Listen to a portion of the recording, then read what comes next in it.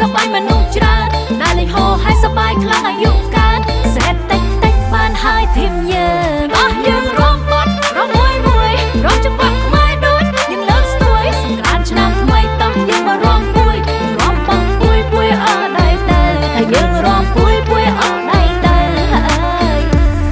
ដាក់ទៅ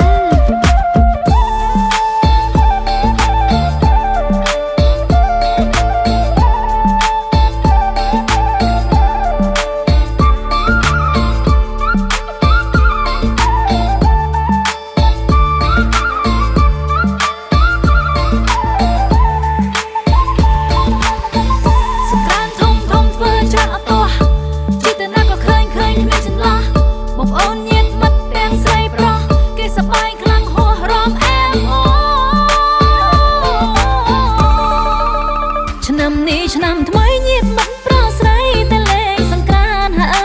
យឆ្នាំនេះឆ្នាំថ្មីញាតិមិត្តប្រុសស្រីតែលេងសង្ក្រានធំសម្បាមិនធ្លាប់មានតែលេងសង្ក្រានបនប្រពៃណីយើងធំសម្បាមិនធ្លាប់មានតែលេងសង្ក្រានបនប្រពៃណីយើងសូមជូនពរញាតិមិត្តធ្វើដំណើរឆ្ងាយចិត្តមានសេរីសួស្តីហើយសូមជូនពរញាតិមិត្តធ្វើដំណើរឆ្ងាយចិត្តមានសេរីសួស្តីជូនសុខភាពល្អជូនពរញាតិមិត្តប្រុសស្រីឆ្នាំថ្មីបានជ័យបបរហើយឆារ៉ាឆារ៉ាឆារ៉ាឆារ៉ាឆារ៉ាឆារ៉ាឆារ៉ាសែនសប្បាយមែនទេណាចូលឆ្នាំខ្មែរគាត់ទៀនម្ដងមនុស្សឡើងហោហើយថាឆ្នាំនឹងគេសប្បាយមនុស្សច្រើនដែលលេងហោហើយសប្បាយខ្លាំងអាយុកាល